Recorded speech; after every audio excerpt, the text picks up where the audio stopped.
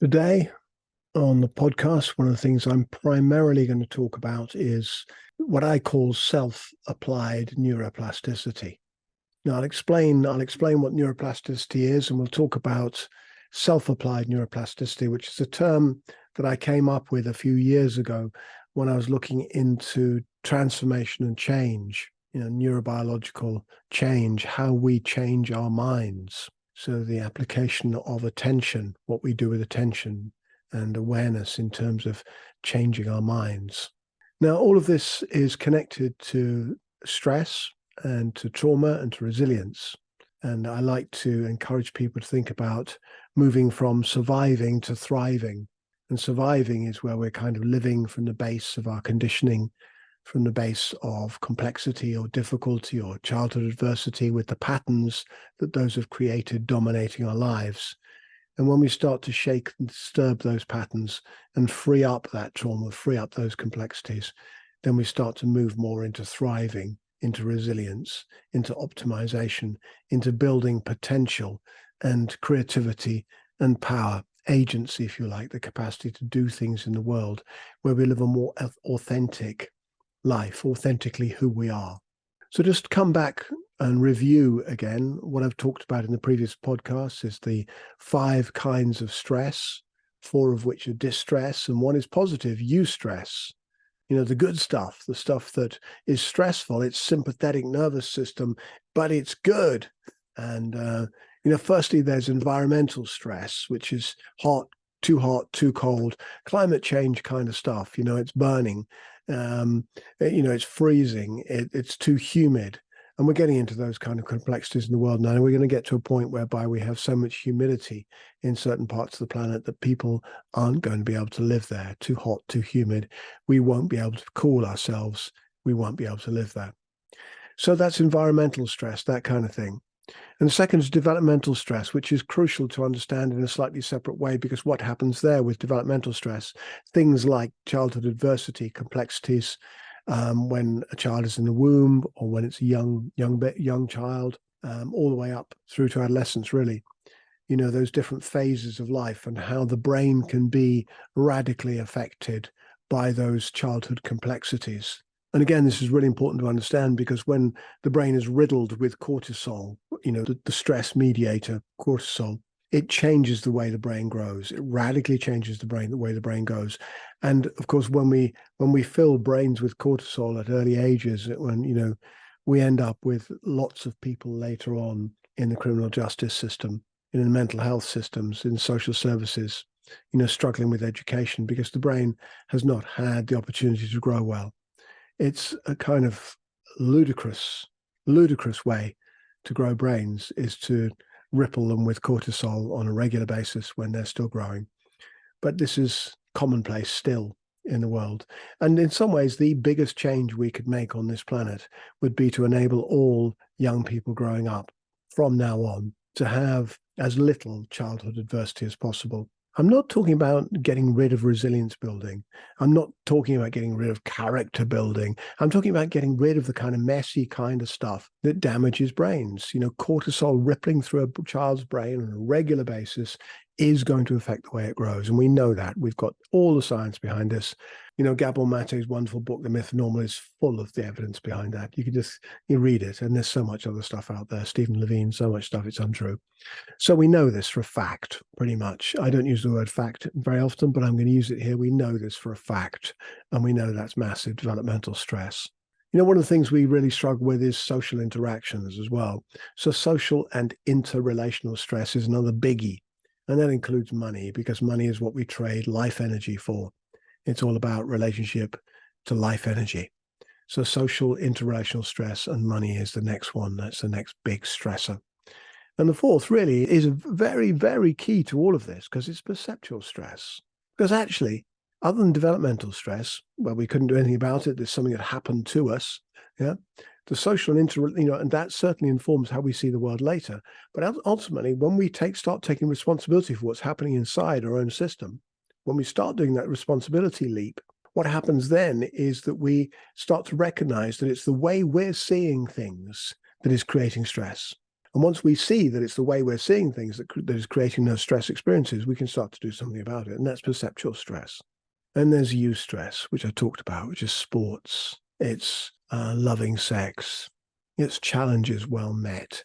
It's good dopamine that is responsive to the kind of effort we put in. We're putting good effort in, we get good dopamine out. All these different things are interrelated, of course.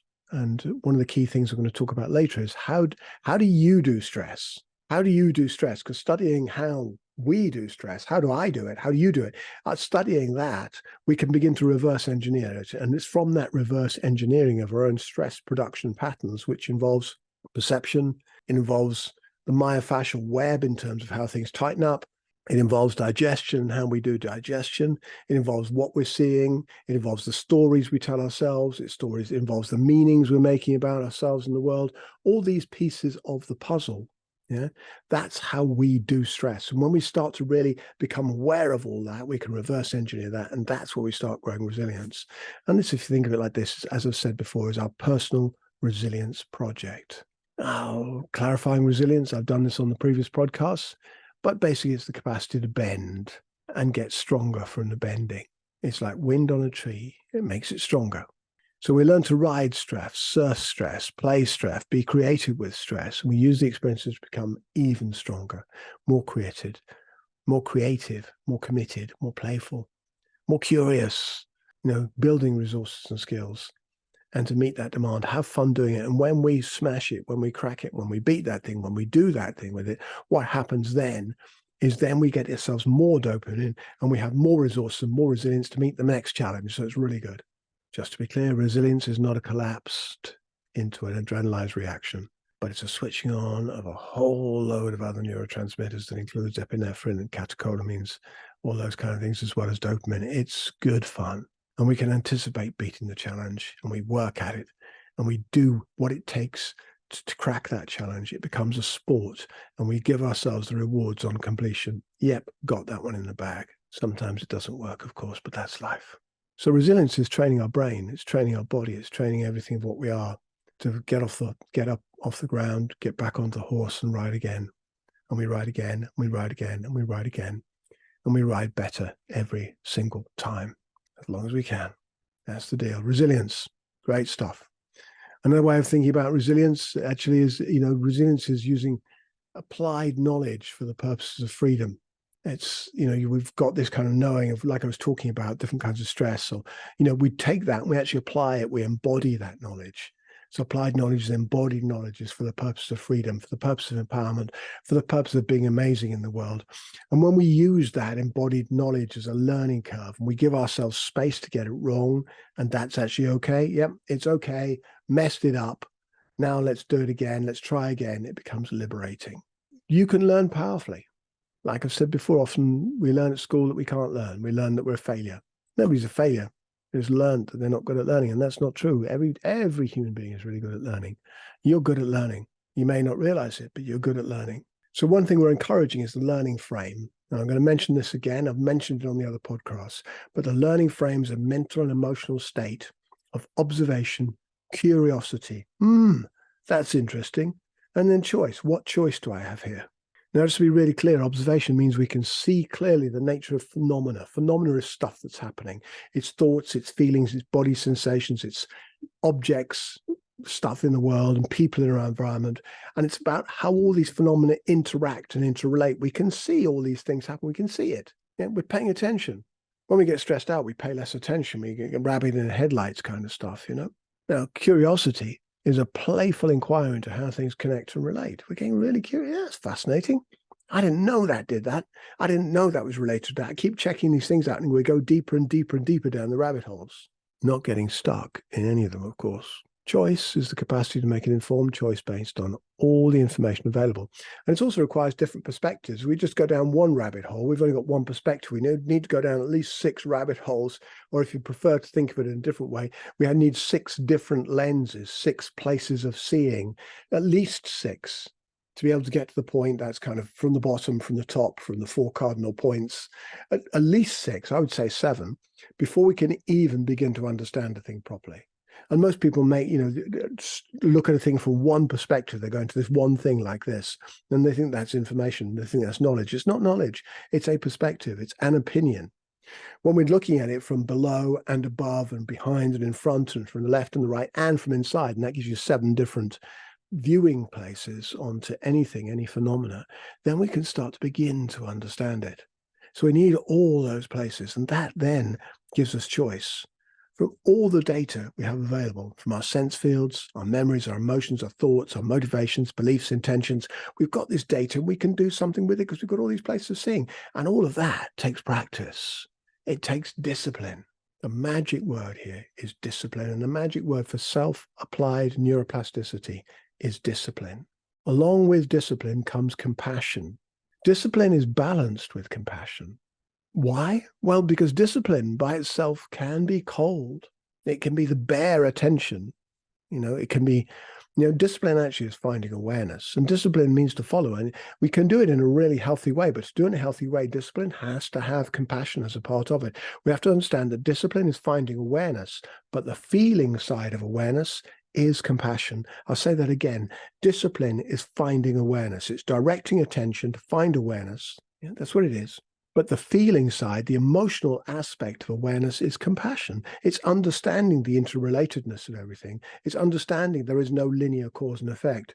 And it's looking at those bigger picture things and it's understanding things. So compassion is deeply connected to understanding how things actually are. And we can be compassionate for ourselves and for the movements of energy as this livingness. And we can be compassionate for others then. Compassion begins at home and it's a function of awareness. They're intimately related. So all these pieces are necessary if we're going to go deeper into self-applied neuroplasticity. Now, again, just to understand that stress, particularly long-term and repeated stress, is debilitating. It destroys the quality of life. Ultimately, it's a killer. The consequences of stress is metabolic disorder. It's metabolic disorder where the cells stop functioning properly. The energy of life, ATP, is no longer made properly. Mitochondria stop working properly. Stress hurts cells. And when the cells get hurt, that starts to lead to complexities, metabolic complexities. And that metabolic complexity is the root of all the diseases of aging: cancer, dementia, cardiovascular disorders, diabetes, type 2 diabetes, for example, inflammatory conditions. All of these are directly related to stress.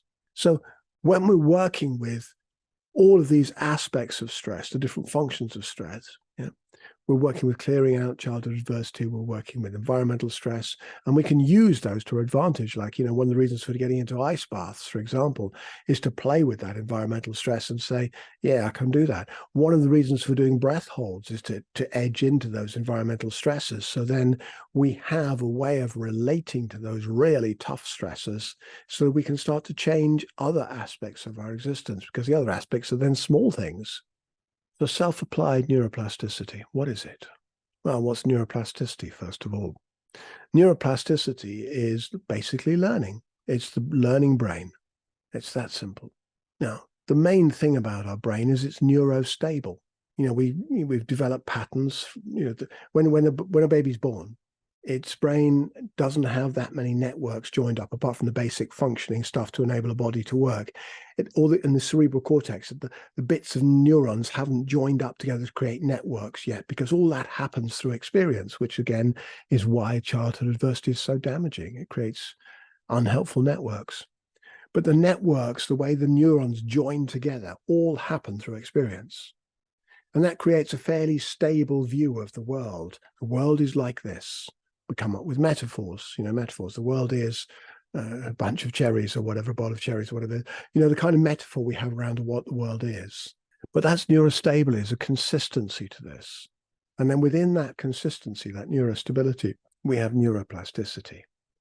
And neuroplasticity is the capacity for where the neurons join together, the synapses which join the neurons, for those synapses to pull apart and to rewire. And there's a phrase from neuroplastic change, which is, what fires together, wires together. And what fires apart, wires apart. And that simply means if you always do what you've always done, you always get what you've always got. So to create neuroplastic change, one of the key tools we have to have is awareness Awareness. We have to find awareness. And how do we find awareness again? What's the great tool for finding awareness? It's discipline, discipline practices. So the reason I teach the meta-disciplines, the 3 personal meta-disciplines and the 3 relational meta-disciplines, is because they are key to finding awareness. They are absolutely key to finding awareness.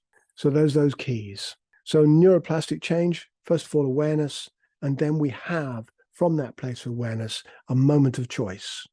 Do I do what I've always done, or can I do something different? What's the edge here? What can I do with this? What can I do with this? So understanding the embryonic brain, understanding that network creation and the fatty sheaths that are laid down around the nerves, the myelination that are laid down, and those connections between neurons, between those synapses. And that's what the connections in the brain are about. And it's not about the size of your brain. It's about the size of your networks. It's about the connections between neurons. That's what matters.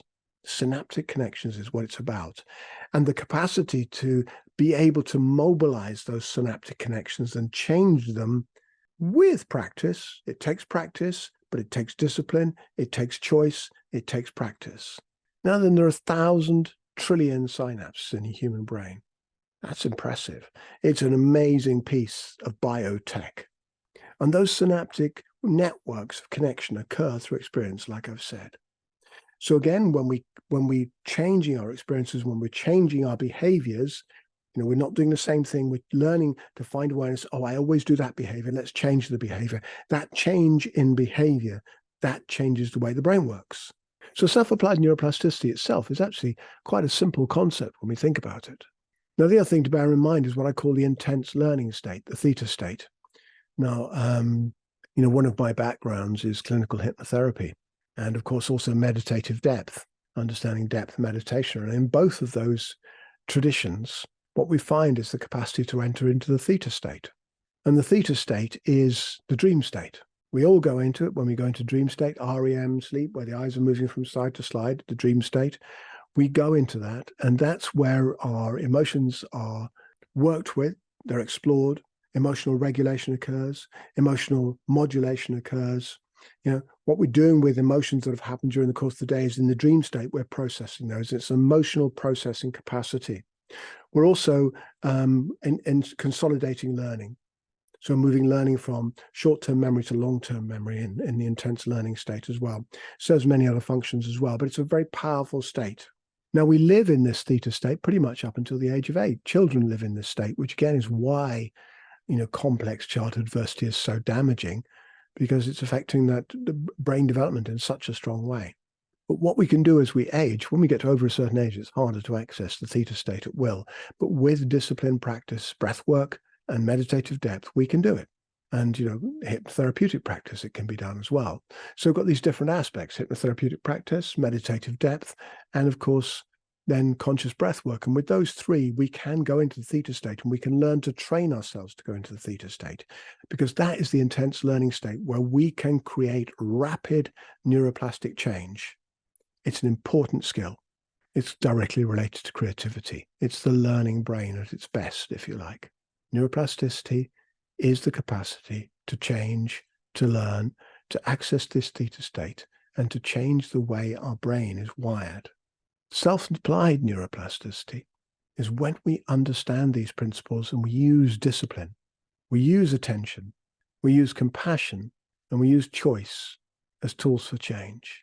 So I've got 6 keys for you, 6 keys for self-applied neuroplasticity. See, that's 6 keys. That's 6 there now. I held one hand up, 5 there, 6. Did anybody notice? So that's 6, okay?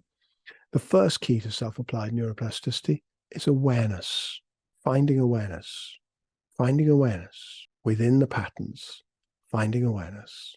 The second key is discipline, and discipline guides attention. It guides attention, and through guiding attention, it helps to find awareness. We find awareness through discipline. You can't just find awareness without there being some way of deepening into something. If we're just doing the same old pattern, then we're not going to find awareness in that. It's highly unlikely. So having formal practices where we can go in and sit and pay attention, what's happening? What are the relationships between things? What's occurring in here? What's the relationship between thinking and feeling? What's the meaning-making patterns that are occurring here? What's the beliefs that are arising? What's the stories that are arising? And all of that is becoming more and more transparent. That is finding awareness within those patterns. So we've got the first key is awareness. The second key is discipline, which helps us find that awareness. And the third key is finding choice. The moments of choice, the moments of leverage within the pattern, the turning point. It's finding that place where we can shift it slightly and it takes us onto a different trajectory. Fourth key is compassion. Be understanding of the complexity of being alive as a human being. Be kind to yourself. Give yourself a break. You're doing your best. You're doing amazing. Give yourself a break. Be kind to yourself. Be kind to other people. Really understand the complexity of life, and you'll find compassion for this livingness and find compassion for others. And that makes the world a better place, right? Fifth key is right action. What action do you take to make that right change for self-applied neuroplasticity? And what action do you make that improves and enhances your optimal function, the optimal function of other beings around you? And the sixth key is integration. Integration. Integration is how you walk that talk, how you live the vision, how you take that into life, how you practice it. So it's not it's about making the difference. So that's first key, awareness. Second key, discipline, which guides attention, finds awareness. Third key is finding the choice, the leverage moments. The fourth key is compassion. Be kind to yourself. Give yourself a break. Fifth key is right action, right steps, right thing to do right now. And how do you know that? And the sixth key is integration. Those 6 keys are the way to start getting this self-applied neuroplasticity really buzzing, really working for yourself. Another one here, of course, is taking nothing personally. Yeah, that's right. Take nothing personally. It's not about you. Notice how you take it personally. How do you take it all so personally? How do we do it? It's crazy. We're kind of built to take it all personally. We take the universe personally. Oh, universe, you're doing this nasty thing to me. Oh, universe, you're doing this good thing to me. Oh, universe, stop taking it personally. It's not about you. Give it a break. Another key is finding the body as awareness. And the Naga practice, which you can find on YouTube, and it's a phenomenal practice, is a practice of finding awareness in the body. It's a really good practice to do. So finding the body as awareness. And then you're also finding emotional awareness, the literacy. That's the nuances and flavors, the different qualities of emotion. How many different kinds of anger can you find? Have you got hot anger, warm anger, seething anger, cool anger, frozen anger? How many kinds have you got? You've got dark anger. Have you got bubbly anger? What kinds of anger? Literacy, all the different kinds of sadness, of grief, all the different nuances and flavors and changes, and the intelligence to be able to see them, feel them, understand them, and communicate them. That kind of level of emotional awareness is key, and the capacity to communicate that intelligently, so it's not thrown at people in a kind of like emotional array of like some major tantrum where you throw your emotions at people and expect them to try and pick up the pieces and make sense of what you're saying. We have the skills to be able to say, actually, I'm feeling this right now, and I'm aware this is complicating my communication a little, but what I'm trying to say here is this, and this is what I'm communicating in essence. My concern, my choice, what I want to communicate is this. And so we're looking at the phenomena of our experience and be able to pass those out and separate out this complex emotional nuances and the desires and choices and the preferences we have, and separate those out slightly. And there's also cognitive awareness, different kinds of awareness. The body's awareness, emotional awareness, cognitive awareness. And discipline helps us find all of these. Cognitive awareness of narratives, the stories we run. And our brains are constantly telling stories about ourselves or other people. And our brains are constantly making meanings. These brains are narrative and meaning-making devices. And then there's discursive thought, analytic, discursive, chatty thought. What if then after that? And, there's all this kind of apprehensive, future-focused stuff as well. What are the patterns here? What are the patterns that you find in your body? What are the patterns in your emotions? What are the patterns in your cognition? You find those through awareness. All of these are connected to stress. And when you become lucid and clear in spotting and understanding those different elements and finding awareness in the body, finding awareness as the body, finding awareness in emotions, finding awareness as emotions, finding awareness in cognition, finding awareness as cognition, then we stand a chance of doing something very powerful with shifting these phenomenal patterns into a state of liberation with that perceptual shift that can occur and the choice, the leverage that comes with that. There's also relational awareness, how we do relationship. How do we do relationship with different people in different contexts, in different types of relationship with different people? And all of this is manifested as our personal stress patterns. We push and pull ourselves around with the different adrenalized states, most of which have been created in our mind from this perceptual position of complexity and difficulty, and the narrative and meaning making that occurs from this, and the emotions that arise from this. So these different layers, these nuanced, interrelated layers, gradually we can tease them out with awareness, find choice within them all, and slowly soften it all out. And life changes. There's a role of belief here. Belief is incredible. It's, if we look at beliefs being highly tested as a placebo, that's belief basically. You believe something and hey presto, people have cured cancer with placebo. It's pretty impressive. That's belief. Now, the thing about belief is really what people need to get belief working usually is a meta-narrative. So, for example, using the cancer type one, there's some guy in a white coat who's got lots of authority, who has a medical model which he tells you about, and he tells you this particular pharmaceutical is going to do the job. Actually, it was a piece of chalk. They were just doing an experiment, but anyway, the cancer gets cured, and that's fascinating. Placebo is fascinating. So we usually need an authority and a meta-narrative to be able to get belief really rocking. So the power of belief, we usually need a meta-narrative, a big overarching story, and an authority that represents that in some way. And what we get is a consequent suspension of rational mind that then elicits powerful, emotionally related action that could not have otherwise happened. And we get these kind of remissions and these healing and other acts coming from this. And the medical literature is full of it. And there are many, many instances of this in the world. So when we can understand that, we can start to understand belief and play with it. We can start to use our belief in a powerful way, in a way for liberation, in a way for enhancement, in a way of social change, pro-social change. We can do what we want with it. Powerful. All of these ways are liberating stress, creating optimization for our system to live in the most optimal way we can. Coming back to belief, of course, we know there's also nocebo, and nocebo is where we create pain through belief. So people create diseases because they think something awful is happening. This is, psychoneuroimmunology, which is a new science, is looking at this and how people create complexity and difficulty based on their perceptual position and based on the stories, the narratives, and the meanings they make out of that, and then how that becomes an embodied experience. So if you think of it, role of belief, belief as a liberating tool is simply reverse engineered nocebo. It's creating, it's UCIBO. It's creating goodness. Great stuff. So we've got so many tools that we can use. And of course, on the courses that I teach, which are, mind training, conscious breath work, and embodied awareness as the three personal meta disciplines. And then there are the three interrelational meta disciplines as well. Those three personal meta disciplines are powerful in terms of shifting through conditioned mind states, conditioned belief states, and creating a life of difference, a life of optimization, a life of thriving, a life actually that's fun, a life that's full of choice. We get to choose. And that means a life of responsibility. Responsibility is responsive. It's responsive to everything. It's amazing to be responsible. There's a price, of course. Everything has a price.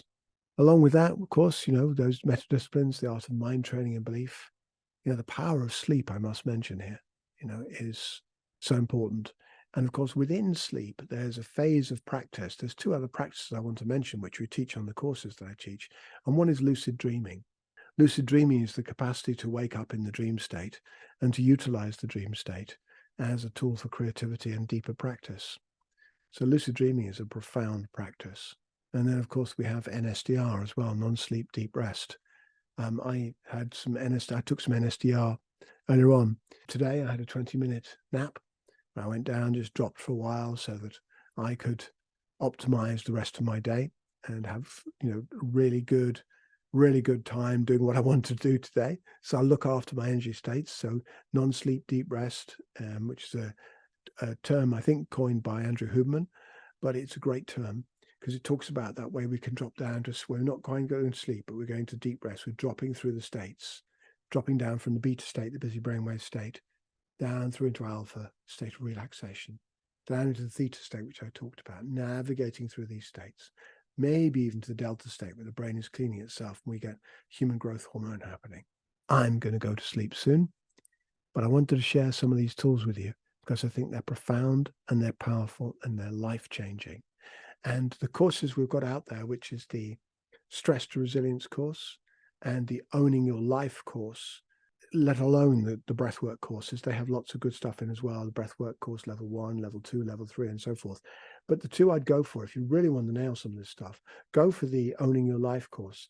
Stress to Resilience first and Owning Your Life. Get those two under your belt because they're going to teach you these tools, the tools of self-applied neuroplasticity. And self-applied neuroplasticity is a game changer in terms of looking after yourself and building a life of empowerment and being able to surf life's complexities. And that is a great thing to have.